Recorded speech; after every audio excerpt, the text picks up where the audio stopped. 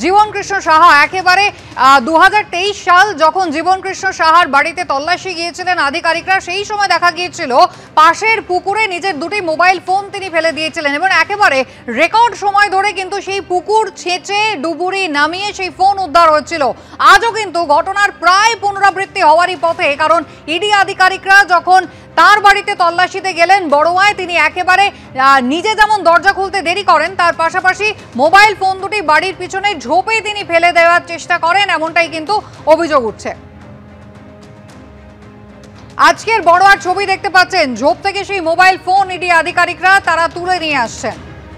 প্রথমে দরজা খুলতে দেরি হয়, নিজে পাঁচিল টপকানোর চেষ্টা করেন জীবন কৃষ্ণ সাহা, এমনটা ইডি আধিকারিকরা দাবি করেছেন। এমনকি নিজের ফোন তিনি বাড়ির পেছনে ঝোপে ফেলে দেন, সেই ঝোপ থেকে ফোন উদ্ধার করে নিয়ে আসছেন ইডি আধিকারিকরা। ছবি দেখছেন।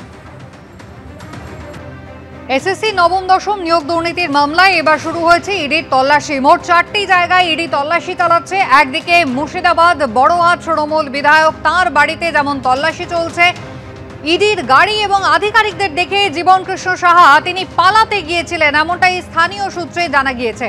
প্রকাশ সিনহা আমাদের প্রতিনিধি রয়েছেন আমাদের সঙ্গে। প্রকাশ, জীবন কৃষ্ণ সাহা একেবারে অত্যন্ত পরিচিত নাম, সেই মোবাইল পুকুরে ফেলে দেওয়া, সিবিআই এর হাতে অ্যারেস্ট হওয়া, পরে তিনি জামিন পেলেন, সেই জীবন কৃষ্ণ সাহা ইডির গাড়ি দেখে আজও পালানোর চেষ্টা করলেন।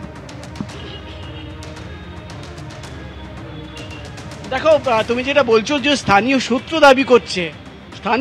দাবি করছে, ইডি আধিকারিকরাও দাবি করছেন।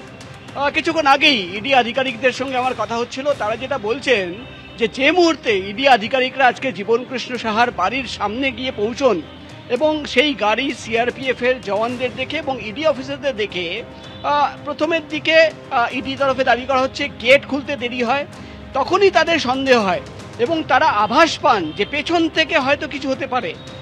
তার মধ্যেই আমরা যেটা ইডি তরফে দাবি করা হচ্ছে, 2জন ইডি অফিসার এবং 4জন সিআরপিএফ এর জওয়ান জীবন কৃষ্ণ সাহার যে বাড়ি, তার বাড়ির পেছনের দিকে চলে যায় এবং তখনই তারা দেখে যে জীবন কৃষ্ণ সাহা সেই সময় বাড়ির পেছনের যেটা বাউন্ডারি ওয়াল থাকে, সেই বাউন্ডারি ওয়াল ঝাঁপ দিয়ে পালানোর চেষ্টা করছে এবং সেখানেই কিন্তু তাকে ধরে নেওয়া হয়।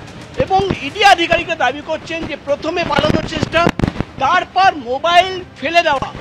ইডির তরফে দাবি করা হচ্ছে তাকে যখন ধরে ফেলা হয় বাউন্ডারি ওয়াল ঝাঁপ দিয়ে পালানোর সময়, তাকে নিয়ে বাড়ির ভেতরে যাওয়া হয়। জীবন কৃষ্ণ সাহার দুটো মোবাইল নাম্বারে একটা ফোন পাওয়া যায় আর একটা ফোন পাওয়া যাচ্ছিল না। তখন সেই নাম্বারে ইডি অফিসাররা বারবার রিং করতে শুরু করেন।